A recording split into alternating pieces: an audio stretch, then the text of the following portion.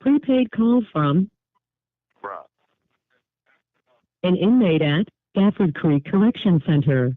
This call will be recorded and monitored. Hey, y'all, this is Rob back with the Robb Report, courtesy of Filthy Rags Outreach. Hey, y'all, it's been a minute. I apologize, but we got COVID-19 running wild up here in this Stafford Creek. As y'all know, I'm reporting from the prison. And so I was one of the first ones to catch the COVID. And so they took me off the main line for a while. They put me in the gym with like 300 people. We were sleeping on the floor. We had guys coughing. We had guys having attacks from the COVID. And God bless me. This time I didn't get as sick. Last time I thought I was going to pass away. And this time it was kind of like it was a better experience for me altogether, and it wasn't a good experience for other people. And they actually had us also mixing there with guys with TB. I told you guys, I reported a while back that we got TB up here. It's been on the news. I don't know what's going on. It just feels like prison is a place to come and they package you up to die. Basically, is how I kind of feel. So I just want to put that out there. But I just thank God for my experience. I feel like He had me blessed. And I really feel good. I'm feeling in good spirits today, so I'm probably going to talk a few minutes before we get this thing started. Also, Alfonso Bell, I don't know if you guys watch TMZ. Most people don't, but his daughter was on TMZ this week. And, she had reached out to J. Cole, and J. Cole actually had came to her prom. So shout out to J. Cole, because, you're really representing for the rap. And she's been through a lot, and I think she really expressed that to him, and he showed up for her prom. So I just wanted to say a shout out to you, J. Cole. You know what I'm saying? You're a good look for the rap community. Now also I wanted to give a shout out to my homegirl Lauren in Texas, she's been doing time with me for about 10 years and really giving me a lot of good advice. And she watches the show, she listens and everything. And one of the things she told me is she said for me not to get too mad and address my haters, while I respect that, I have to address something, because I got people out there that won't address me personally, but will say to other people that our show that we glorify crime, and I'm just not spiritual enough, and so I definitely want to respond. And first off, I want to say, we don't on this show, we don't glorify crime at all. What I'd like to do is speak on stuff with a sense of credibility to educate, you know what I'm saying? Because pretty much every road leads to prison. They all lead to prison or death, in this lifestyle, and so that's what we try to put out there is that, we're going to either be in prison or we're going to be dead, and every now and then we have a little success story, you know what I'm saying? And I hope that, since I didn't die in the streets, that I can be a success story too, someday. But we definitely aren't here to glorify anything. And so one of the things I asked Jessica to do was to put my information on the JPay. So if a guy has something to say or a girl, you got something to say, whoever it is, you can address me personally, because even when you think about what's going on in the streets, a lot of people, they hide behind their memes and they hide behind these emails and these different things they're doing on Facebooks and bang on people, and it's like, yo, it's not fair. I think that, we can agree to disagree, but I also think that, if somebody wants to be spiritual or you got something spiritual to say, come on the show and say it. You know what I'm saying? And also, I want to bring up another quote that Christine Kane said. That's my favorite lady, on TV. And she said, God doesn't call the qualified. He qualifies the call. So whoever it is out there that has a problem with me, I would just say this, based off of that, to me, that means that, maybe I'm chosen, maybe I'm not, you know what I'm saying? But I'm doing God's work, because I'm speaking out about the crime that's going on out there. I'm not glorifying anything. Last week, there was 200 something murders throughout the United States, you know what I'm saying? I wasn't happy about none of that. So we want to speak out about that and just prayers to the families for that. We had this weekend, and I was telling the brother, we had 10 people get killed in Buffalo, New York, because allegedly some dude decided to drive 3 hours and killed 10 black people at a supermarket in Buffalo, and my thoughts and prayers go out to those families, we're not here to glorify any of that stuff. One of the things that at Filthy Rags that we've always said is that we want to be in position to try to pay for people's funerals for senseless acts of violence and different things of that nature. You know what I'm saying? So like, we've asked for donations and different things in the past, and like that's what we want to use some of our donations for, is to help people like that. People that, these people went to the supermarket, to go buy food for their families and stuff, and they lost their lives. You know what I mean? So I don't agree with that assessment, about the spirituality and the different things like that. And what I can say for myself is that I brought myself to prison. But prior to coming to prison, I had a job. I worked for Ford Motor Credit, but I also spent the rest of my life outside of my job into the streets. So like, I'm definitely connected with the streets. You know what I mean? And so even though I ran with the Crips, uh, I got friends that are Bloods. I got friends that are Gangster Disciples. I got friends that are Norteños. I got friends that are Sureños. When I was living in Detroit, I had friends that were Cobra Stones, Latin Kings, Disciples, Vice Lords. So what I'm saying is that when I do what I do it from a standpoint of credibility. When I have people come on to this show and they'll talk to me because they know I'm a credible person. You know what I'm saying? So I'm not here to glorify anything. I think that my lifestyle speaks for itself, and I want to try to change the narrative out there. And lastly, I think I would say that I'm here to move the culture.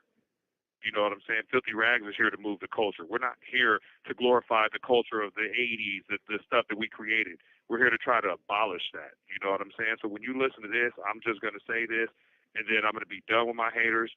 We are all here to move the culture. You know what I mean? So I'm going to move on with that. But I will say that I was definitely not happy. So before I go, I just wanted to ask Jessica, did you get my message about that, about putting my information on the page so that, if people have something to say, they can just reach out to me personally and not to other people? Yep, I'm gonna get that on the website. Probably in the next couple days. It will be under your segment where they can click on and view the podcast. You should be able to Okay. click on that and get all of your information so they can go on JPay Okay. and add you. And also, we're going to be adding some more statistics and things on the website and show, why we do and why we do what we do and why we are credible.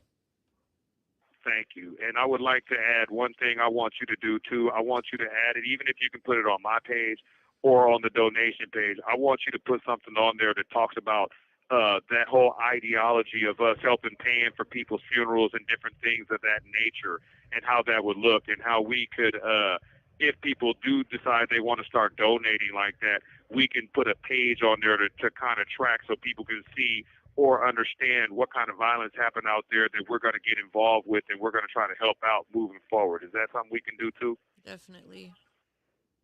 Okay, cool. Now I know that you've been working really hard. You and Jamie have really just been like going ham out there. You know what I'm saying? And I just wanted to put that out there and say thank you for your guys' hard work, because being locked up, you guys don't have to do that. You know what I mean? But I think that's a testament to, the passion that you guys have for what's going on in the streets out there as well. You know what I'm saying? So do you want to talk about some of the stuff that you're doing? Man, you're not lying about going ham because we've really been pushing, especially since Jamie kind of came on board.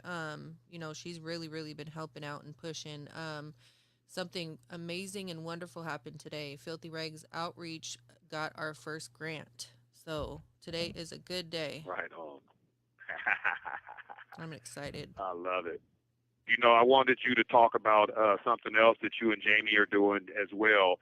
And we are starting to get some of the court stuff where we're going to be able to work with some of these kids directly. So I want you, I'm not here to steal the thunder. I want you to talk about it so that the people out there understand exactly what we're doing when it comes to really touching these kids that are coming out of these prisons and coming from these lifestyles. Okay, so we've made a connection with court systems. We've got a couple referrals so far, and the whole goal is to get get guys that are facing going to prison, get them connected with Filthy Rags Outreach so that we can mentor them and show them that there is a different way.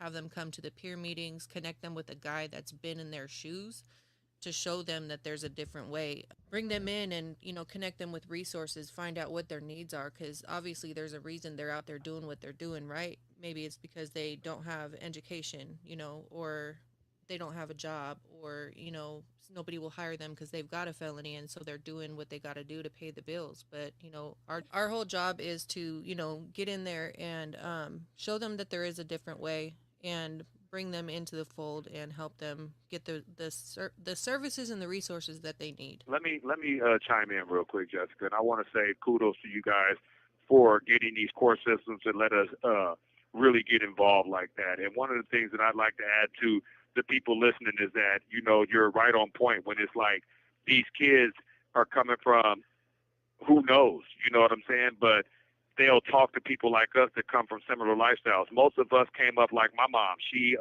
We didn't have our father there. So she had to go out and do all the work herself. So while she was out working, that's when we was up cutting up.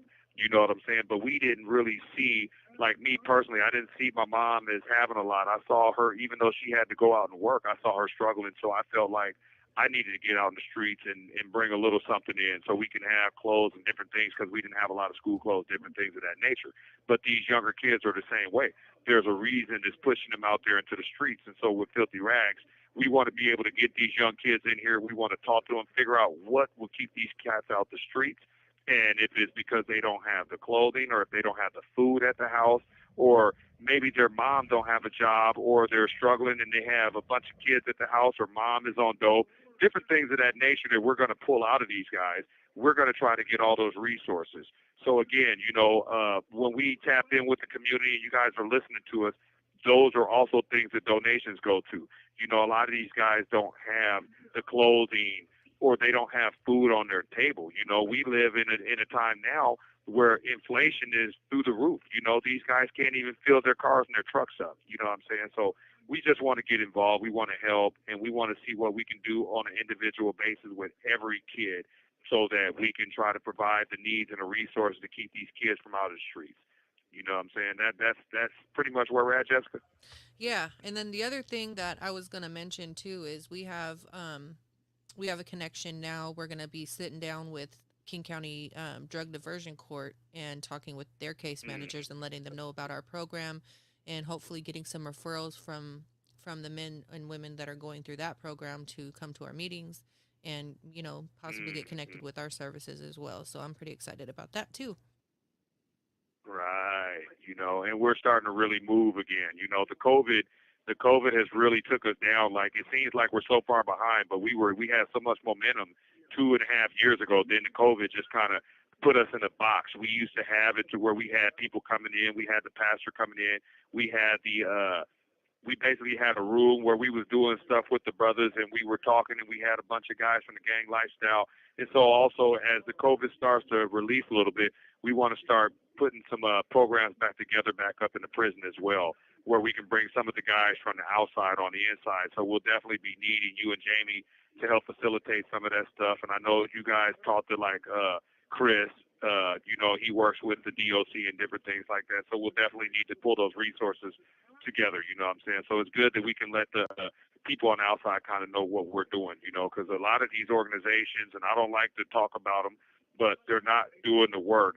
And so we have all these people dying out there. And that's another thing I wanted to did you see where I was asking you if we can start putting some of that on the site too, so people can actually get a real visual of what's going on in the Northwest? Because crime is through the roof out here, and people act like they care, but nothing's happening. I haven't seen any real organization step up and stop anything. But there are a couple brothers out there that have been doing some work, taking some of these guys to different states and different things like that. But even that takes money, just taking them out of the environment. But you can't do anything without resources. Yep, we're gonna get that on the website as well. And speaking of Chris, shout out to Chris Polos. Guess who ran into Chris the other day? Who ran into Chris? Cyrus. He sat down. Cyrus is one of our core members from Stafford Creek. He's down at Cedar Creek now, right? Cedar. Yep. Yeah, yeah. And he ran into Chris, and they had a really good conversation about Filthy Rags outreach. I ran into Chris Polos at an event in Bremerton about a month and a half ago and told him about Filthy Rags outreach. So he's really excited, and he gave me the contact information for supervises the funds for reentry. We gave him the shout out. Now he's gonna have to really come through for us. You know what I'm saying? And really show that love. You know. And so like I know you said he gave you like the contact information, but we want to still stay in contact with him because we want him to be able to get some of these guys back into the prisons. You know what I'm saying? Because we want credible people coming in here talking to these younger guys. Yeah, of course. Right on. Yeah. So we're moving, So I think that's a really good update for the people out there. What I wanted them to know is that we got we got a really decent interview coming up with a brother that will probably never have another interview like this, but we actually have somebody that's locked up for something he didn't do. And and while that sounds hard to believe, uh, you know, I don't know, like the viewers don't probably understand, but there's a saying in the streets, and it's the streets always know. You know what I'm saying? Like so, when you're in the streets, and so you have a different knowledge that a court doesn't have, a police officer doesn't have, a regular civilian doesn't have. You know what I'm saying? So when something happens or somebody gets knocked off or murdered or something to that nature, just because somebody gets arrested, you can always arrest the wrong person. And so this brother that we are going to have on today, we've actually had people that have actually even made statements on him that weren't true. And so he's actually doing time for something he didn't do. And so he should be chiming in any second. But I just wanted to kind of give you guys a real overview of the type of a person that we're going to be interviewing today because, like I said, it happens all the time, but most people aren't brave enough to speak about it. You know what I'm saying? So today is going to be a really dynamic interview. It's probably not going to be spiritual. If you're looking for it to be spiritual, then you might want to go watch TD Jakes because that's not going to happen. But we want people to learn. We want kids to understand that when you are involved in this gang stuff, there's a code of silence that comes with it. You know what I mean? So, like, if you see something or something, you have to shut up. And so, like, with my bro V Real, I always wonder, like, I see him in the visitor room with his family, and then it's like I just be looking at him like, damn, you know what I'm saying? Because you have to give this whole life up, you know what I'm saying, for your guys. And then it's like, and I get it because I come from that. And then it's like, yo, you know what I'm saying? Your guys is going, they're nobody's going to come forward. They're just going to let you slide and do all this time, right? So it's like, it's a weird catch 22. So I think that when you guys are listening to this, you definitely want your kids. If you're a parent, you definitely want your kids to hear it. Because this isn't what you guys want. When you're young, you don't want to be into the gang system like this because these things happen. And then what happens if you do open your mouth? Then you endanger your family or you endanger yourself. You have 60 seconds remaining. So these are some of the things that you have to think about. V, what up? Yeah. V, Hello? what's up with you, bro? How you doing, bro? Yeah, what's good? It's Rob, man. What's up, Rob, man? Blessings, man. I'm glad to hear your voice, brother. I appreciate you, too. You hear me? Hey, man, listen. I'm just so glad that you was able to call through, bro. So listen, I'm going to hang up and call back, but while I hang up and call back, I want you to introduce yourself to the people and just tell your story for a few minutes, and I'll be right back with you in just a moment. All right, I got you. My name's Verrick Yarbrough. I'm 33 years old. Um, here to speak to the people and give some insight to my situation and speak about my story. I appreciate the opportunity. I hope that everybody is in good spirits and good health that's listening right now, man. And it's a little brief situation. Brief backstory about me. I was 17 years old, and when this situation transpired, and short story shorter, me being a kid growing up in a gang-infested environment, you're up against a lot of things and a lot of peer pressures in life. You end up succumbing to these peer pressures in some way, form, or fashion, just going through life. But, for me personally, when it comes to the gang culture and things of that nature, it wasn't presented to me as the preconceived notion about gangs is a stereotypical way that people look at gangs. It was never introduced to me in that fashion. It was just something that was around me, something that my peers was into, something that my mother, my father, my auntie, my uncles, cousins, relatives was into. So it was just a way of life that my peers and my loved ones were living. So for me, it was just pretty much a forced situation. You know what I mean? My household couldn't escape it. Going out my community, I couldn't escape it. And being originally from Chicago and moving out here young to move to the Hilltop community when it was high violence, high crime, high gang infested, me being a kid in that environment, um, was experiencing things, being around things in different environments and different energies. And when it resulted in my situation, I was a youth attending a youth club, and the shooting transpired between gangs, and it manifested between the gang I was from and another gang. But when it transpired, my name being on gang file and things of that nature, the police wanted to talk to me, and I was a person of interest when they wanted to talk to me, but specifically as a witness to a shooting that transpired at a club. And when they wanted to talk to me, I wasn't cooperating with them. I was 17 years old, and it was a situation that transpired around me where a shooting transpired that resulted in a murder, and I saw what happened, but I didn't have anything to say about it because the way I was raised is, you don't talk to school teachers, you don't talk to counselors, you don't talk to police officers, you don't talk to nobody, you just mind your business. So, that was the culture I was raised in. So when that situation transpired and police was asking me questions, all I knew was to say, I don't know what you're talking about. I don't know what you're talking about, and just mind my business. So in that situation, the police looked at me as a person of interest because they assumed that I was involved in the situation because I was connected to a gang that was involved in the situation.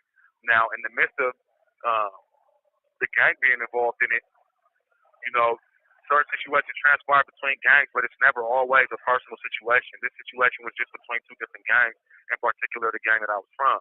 And when the police asked me, like, your gang was into it with this gang, what happened? I personally was not into it with that gang. However, my gang was. So they're like, you're a part of this gang, they're into it with this gang, so we want to know. I'm like, I don't know what you're talking about. Short story shorter, I ended up being charged for murder and sentenced to 66 years at 17 years old. And my situation is unfortunate because I realized my silence was part of my demise. Of course, I could have said something at the moment about what I knew. Nonetheless, what I believed in, led me to not even think twice about saying anything about what I saw or what transpired. Now, I want to kind of give some insight to gang culture and the youth out there where, you have a preconceived notion and a stereotypical thought process where they make you believe that snitching to get you killed or snitching is wrong and things of that nature. But when I was introduced to that way of life, it didn't come to me in a form of a rule to a gang. It was just the way my mother raised me.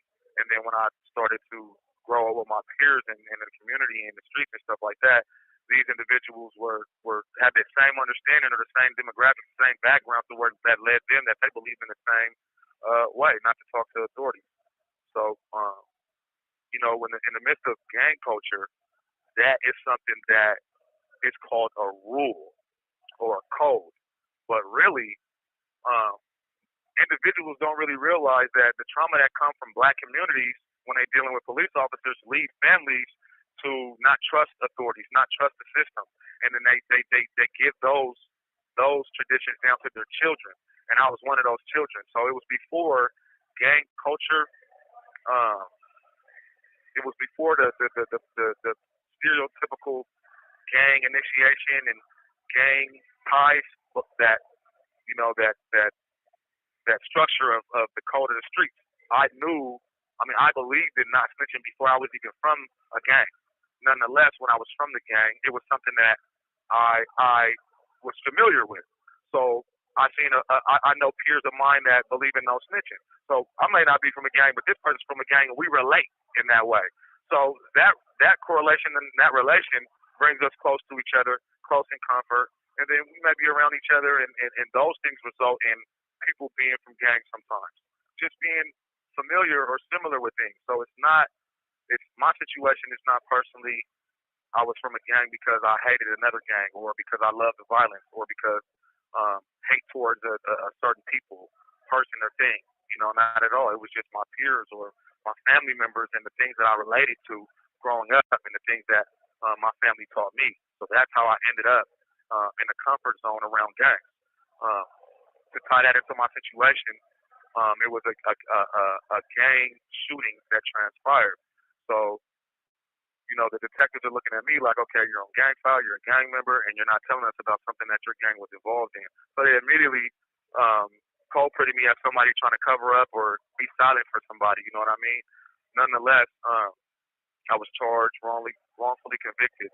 The police department, Pierce County, they had all the evidence of what happened in the case. They had ballistics, fingerprints, confessions of the actual shooter, the confessing to the murder, the detective discovering the evidence of the shooter confessing to the murder. They led the detective to the ballistics and fingerprints, to the weapon that was used in the murder that they committed, and nothing was tied to me. None of this was presented at trial, of course. I was 17 years old, illiterate to the law. And that's just a brief backstory about my situation. I was sentenced to 66 years de facto life. And I'm trying to just give insight with my situation, for the youth, for the at-risk youth growing up in these at-risk situations in these communities, gang-infested communities. And I just want you to understand, what you're getting yourselves into. I think the biggest thing that we can focus on is individuality. You separate yourself from yourself, and you clash yourself amongst a collective of people. And that's what happened to me.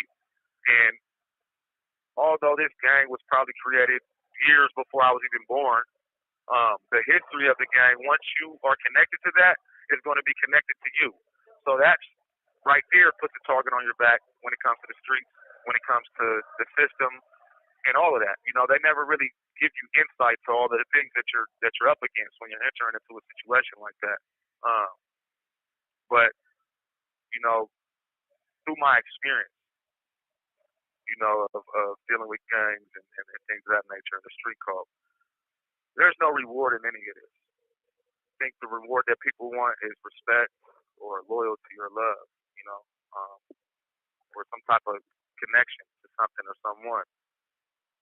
And it doesn't take you sacrificing your life, your liberty, your well-being, self-respect for yourself, your safety, and your life to be a part of a collective that is not going to assist you in your life, is not going to reward you in your life, love you in your life, bless you in your life, respect you in your life. The levels of respect and the definitions of respect are misconstrued. That's what I believe. I believe that we have a misrepresentation of respect. We have a misrepresentation of love, of loyalty in the streets.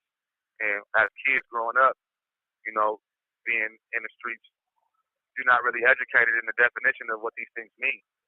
But you see these things being used so loosely, and it's boisterous, and kids take a liking to those things. And those things come in different forms. They come in cars, clothes, chains, shoes, money, fame, reputation. They come in different forms, and kids look to those things, but not realizing that there's a whole backstory to these definitions that these individuals that they're following up behind are believing in. So it's really the blind leading the blind, you know what I mean? And if just through my experience, if I knew what I knew now, of course I would have made a different decision, because it was just pretty much somebody telling me, hey, you're going to be from something that you're going to surrender your individuality. Forget about who you are as an individual. Forget about who your mom told you you was, who God told you you were, who your dad or anybody special in your life told you was. Just reclass yourself as one of us, and what you do is you become like someone else that you're probably nothing like, someone else that you only have commonalities with, such as your struggles in life. But I think the camaraderie for somebody coming together that has struggles is to get out of the struggle together and not create more struggle for themselves. And that's what we end up doing when we come together, the blind leading the blind, kids leading kids, or kids being led by older individuals who weren't taught the right way. You know what I mean? And we all get a false sense of reality when we come into these situations and these gangs and things of that nature. It's a false sense of reality. It's something that you end up sacrificing yourself for, and you end up with nothing, no reward whatsoever. So that's just a brief backdrop of my situation and my experience. But is there any question? I don't know if there's any question. Well, let me holler at you for a sec, V. Okay. You know what I'm saying? First and foremost, you know what I'm saying? There's nothing but respect for you. You know what I'm saying? When I look at you, and you know me, I've been around, right? So like I observe people, and one of the things is everybody knows your story, right? And it sucks. You feel me? And sometimes when I used to see you, I could see some of the frustration, and so I wanted to just ask real quick, like, we talk about these different rivals and different things, and so what people need to understand too is that we do a lot of this crap out there, and then we come to the prisons, and cats will be cool with the opposite. Let's call it the op. Right. Cats will be cool. Cats will spread with these people. Cats make statements on people, and then people just all of a sudden, we ain't killers no more. We're cool with these type of people. You feel me? And so, like, I just want to just speak the truth about that to people out here, how we do these different things, and then we come to prison, and then all of a sudden it's like it's cool. We wave this flag, and we're okay with people that we weren't okay with, right? So it makes it all, at the end of the day, it's not worth it. You know what I mean? Right. And then when I see you, like, we've been to visit hella times. You're in there with your kids and stuff, but you had to forfeit a lot of your life, or you could be out there being actively in their lives. You know what I mean? Absolutely. And so I see that too, And so I think it's important for people to know these type of things. You know what I'm saying? Because we don't think it all the way through. And you have a beautiful family, but you had to sacrifice all that. You know what I'm saying? Right. And so I just wanted to know if you could just speak to that for a minute. Yeah, please. Yeah. I think something. Nothing. I think this. My understanding to this is like this, man. If it's real, it's immovable. Something authentic, something genuine, right? It's immovable. It is what it is. You throw it up in the air and it lands the same way every time. You put it to a test, it's the same every time, right? Real is real. So when you enter into this topic that we're speaking about as far as gang culture, right? You're out there on the streets, they tell you this color is the color you wear, this is the street that you represent, this is everything that you represent, and this is what you're against, and this is what's against you. So you create this whole concept of an enemy in your mind. They create this whole false reality of an enemy. So then, you get into certain situations in the gang life. It's killings and robbery, assaults, whatever you want to call it. You know what I mean? That lead to death, and destruction. And you go to prison and you end up in an environment with these same individuals that are living the same lifestyle as you and the same energy as you, sacrificing their life the same as you and to the same things that you're in. So the result is they're going to end up in the same place you're going to end up in, right? So now we're all in the same place, and it's a culture shock because now you're in a place where the background, the backdrop, the backstory is different, where you have gangs and there's people who's from different gangs, but they're all black. And in prison, you have different race cultures. So when you get into prison and you was from a gang on the streets that was against another black gang, and then you get to prison, you two black gangs were against each other on the streets. You done got homies that killed his homies, or you done killed his homies, and his homies done killed your homies, or you done killed your homies on a dead. There's bloodshed across these two gangs. And then now they tell you, oh, we're pro-black, we're supposed to be together, which is telling you the truth. You know what I'm saying? Well, why did you wait until the end to tell me the truth? You could have told me that a long time ago, and I would have made a different decision in life. See, when we're on the streets, they don't tell us the truth. They're not telling us the truth. And when you get separated from the streets and what you see out there, you're kind of on your own to depict what you want out of what you're experiencing. And then you get different people that you know or don't know that give you their experience too and their opinions on what you're experiencing. Nonetheless, you're gonna experience something entirely opposite of what you were told when you began your journey in the game. So if that is the case, when you were on the streets, the realest shit that you were standing on was what the gang told you on the streets. These are your ops. This is what you're supposed to do when you see an op. This is how you're supposed to act. This is how you're supposed to carry yourself. Then you get into prison, and then it's the exact opposite. That will be called fake. But on the streets, they told you if you was to do that, that would be fake. So how is this shit real, what they're teaching you? When you end up in a situation where everything that they told you was the opposite. So if it's the opposite, then when you told me originally, it was fake. And then what you're telling me now, this is what it is? Okay. So now I need to actually start to realize, like, hold on, if this is fake, then none of this shit can be real. Because something's real, like when you have the truth. There are no seeds. A falsehood can't comprehend the truth. A lie can't comprehend the truth. You know what I'm saying? Darkness can't comprehend the light. So once you realize and you see certain things, like, hold on, if this doesn't make sense.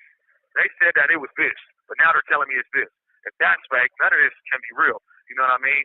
So if you were so gung-ho on sacrificing your life to be real when you were on the streets that you ended up in prison or somebody ended up in the grave, you were so ready to sacrifice your life to be real. When you realize that this shit is fake, then put that same energy into breaking away them chains of that enslaved mentality that they taught you before you figured out that it was fake. You have 60 seconds remaining. That's right. That's You know, right. so- Hey, V. Yeah. All right, listen, you got 60 seconds left, right? What I want you to do is I want to meet back up and do part 2 of this next Friday with you or next Wednesday, whatever's convenient for you. But I want you to have wifey to put a couple of pictures, send a couple of pictures to Jessica so we can put them on the website for you too. And then next week we can talk about what's going on with your court situation and continue this, figure out what we got to do to get you out this prison. You know All right, what I'm saying? So, bro, listen, man. I'm listening. No, much Go ahead, love brother. to you. You know what I'm saying? I'm gonna let LG and I know we spoke too. You feel me? Much love and respect, man. I send my love, and I'm on board with y'all, man. I appreciate the opportunity, you know. Oh man, it's for everybody, bro. This is for us, man. You gonna be holding it down over there while we over here. You know what I'm saying? And keep JG out of trouble for me, please.